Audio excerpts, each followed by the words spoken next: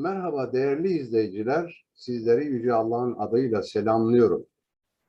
Bu videomuzda, çalışmamızda yoksulluk bir kader midir yoksa bir tercih midir konusunu işlemeye, analiz etmeye çalışacağım. Evet, bugün yeryüzünde milyarlarca insan yaşamaktadır. Bazı ülkeler çok zengin, refah, müreffeh bir hayat yaşıyorlar. Bazı ülkeler yoksul, fakir veya bazı ülkelerde ise zenginler var, yoksullar var. Peki bu yoksulluk nedir? Yani bir kader midir? Yoksa kişisel bir tercih midir? Toplumsal, sosyal bir politik tercih midir? Yine sosyal, ekonomik bir tercih midir? Veya bireysel bir tercih midir? Bunun üzerinde çalışma yapacağız. Öncelikli olarak kader boyutu olduğu için dini de ilgilendiren alanı vardır. Her ne kadar iktisadi bir mesele olmakla birlikte ama bir de kader boyutu vardır. Acaba Kur'an'da bu konuda ayetler ne söylüyor? Kur'an'a baktığımız zaman bu konuda birçok ayet vardır ama benim dikkatimi çeken iki ayeti aldım. Bunlardan birisi Fussilet suresi 10. ayeti, birisi de Haşr suresi 7. ayet. Fussilet suresi 10. ayette Cenab-ı Hak şöyle buyuruyor. Yeryüzünde sabit dağlar var ettik. Yeryüzünü bereketlendirdik. İsteyenler, ihtiyacı olanlar için eşitçe paylaşmak üzere orada 4 mevsim rızık ve rızık kaynakları var ettik buyuruyor. Tekrar edelim. Yeryüzünde sabit dağlar var ettik. Yeryüzünü bereketlendirdik. İsteyenler ve ihtiyacı olanlar için eşitçe olmak üzere orada 4 mevsim rızık ve rızık kaynakları takdir ettik. Gayet anlaşılıyor değil mi? Eşitçe paylaşılmak üzere rızık kaynakları var ettik diyor Allah. Diğer Haşr suresi ayeti ise zenginliğin, malın, servetin, gücün ve iktidarın sadece belli bir çevre içerisinde dönüp dolaşılmasını Allah istemez diyor. Zenginliğin, servetin, malın, mülkün, iktidarın, yönetimin, idarenin sadece belli bir kesim etrafında dönüp dolaşmasını Allah istemez diyor. Şimdi ayetler açık değil mi? Demek ki o zaman meseleyi biz şu açıdan ele alacağız. Sosyopolitik, sosyoekonomik ve sosyokültürel açıdan değerlendirmeye çalışacağız. Şimdi sosyopolitik tercih olabilir dedik değil mi? Evet. Yöneticiler, idareciler ve siyasiler, politikacılar ne yaparlar? Bunu birkaç şekilde değerlendirebiliriz. Yönetime gelirler ve o ülkenin kaynaklarını ya adil, eşitçe paylaşırlar bütün halka yahut gelirleri, o ülkenin gelirlerini belli bir azınlığa verirler. Oraya o serveti akıtırlar. Çoğunluk olan insanlar da açlığa, yoksulluğa mahkum edilmiş olurlar.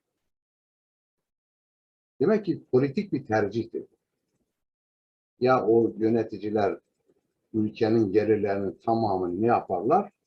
Halka eşitçe dağıtırlar. Yahut emeğin karşılığı olarak yaparlar bunu. Yine adil ve eşit demektir bu. Veyahut ülkenin gelirlerini %10'luk bir kesime verirler. Yani %90'lık kesimin hakkını, payını %10'a verirler. %10 zengin olmuş olur. Refah, müreffeh içinde yaşamış olurlar.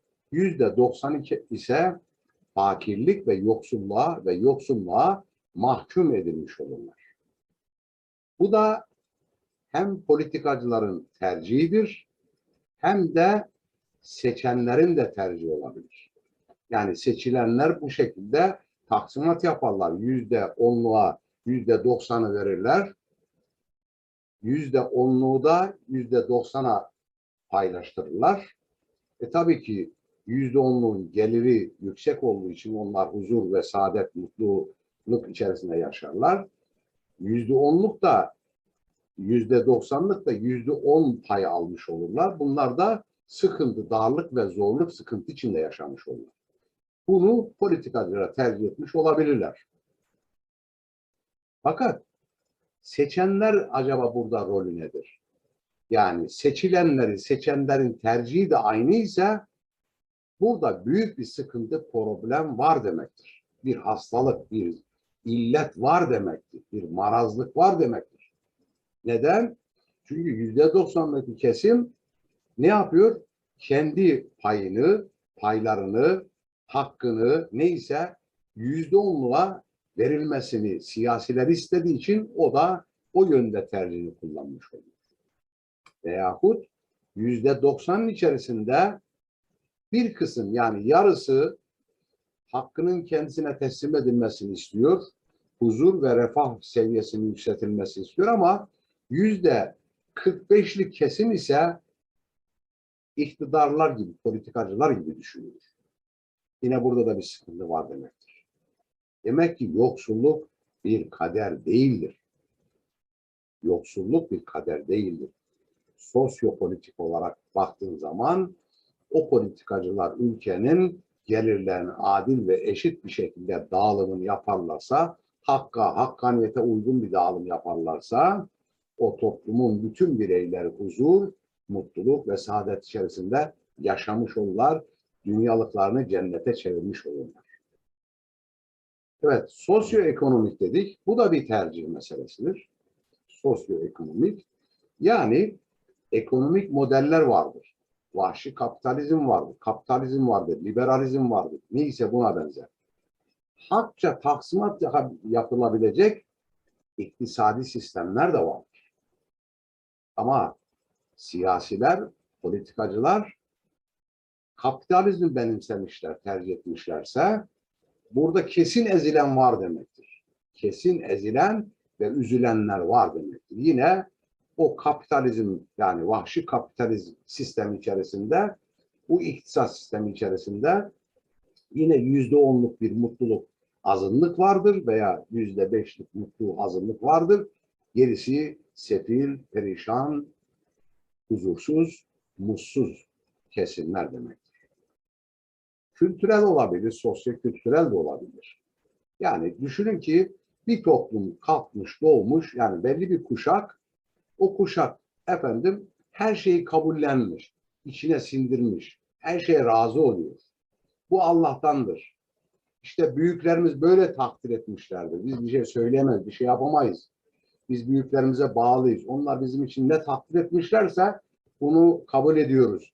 Kabullenme, bir kültür oluşmuş. Yani burada ne vardır? Bir kanıksama vardır. Yoksulluğu kabullenme. Bu inanç açısından da problemli, sıkıntılı demektir. İnancımız böyle bir şeye müsaade etmez. Kur'an'a bakarsanız Kur'an'da servet dağılımının kesinlikle ve kesinlikle güç, iktidar ve servet gücünün dağılmasını istiyor. Bir elde belli bir kesim elinde tutulmasını asla kabul etmiyor Kur'an-ı Kerim. Haşr suresi 7. ayet. Çünkü o elden ele dolanan kendi aralarında küçük bir azınlık içerisinde servetin, gücün ve iktidarın dolaşımını Allah kabul etmiyor. Peki Allah kabul etmediğine göre kulları kabul ediyorsa, kabullenmişlerse burada bir inanmada sıkıntı yok mudur? Bir itikadi, akaidi bir sıkıntı, problem yok mudur? Var demektir. Çünkü bu akaidi ve itikadi inanç sıkıntısı nereden gelmiş olabilir? Kur'an'dan kaynaklanmıyor. Kur'an'da böyle bir ayet var.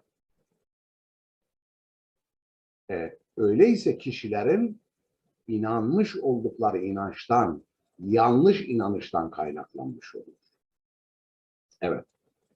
Şimdi meseleye başka bir açıdan baktığımız zaman demek ki özetleyecek olursak Yüce Allah yeryüzünün tüm güç ve kuvvet kaynaklarını, servet ve iktidar araçlarını isteyenler için diyor. Bak, istemek var. Eğer seçmende, yani seçende, seçileni seçende, yöneticiyi seçenlerde bir sıkıntı var demek, demin dedik değil mi? Demek ki Allah yeryüzünün tüm güç ve kuvvet kaynaklarını, servet ve iktidar araçlarını isteyenler için eşitçe dağıtılmasını, paylaştırılmasını takdir ettiğini bize öğretiyor.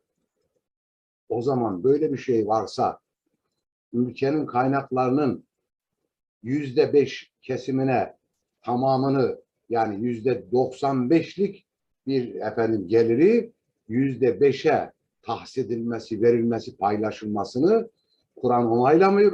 Onaylamadığına göre o zaman insanların da, halkın da onaylamaması gerekir.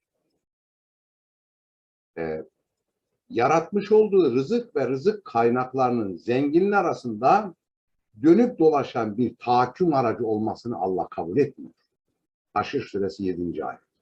Her türden sosyal, kültürel, politik, iktisadi güç ve kaynakların eşitçe dağıtılmasını, paylaşılmasını Cenab-ı Hak istiyor. Ayetin ruhu, özeti bu.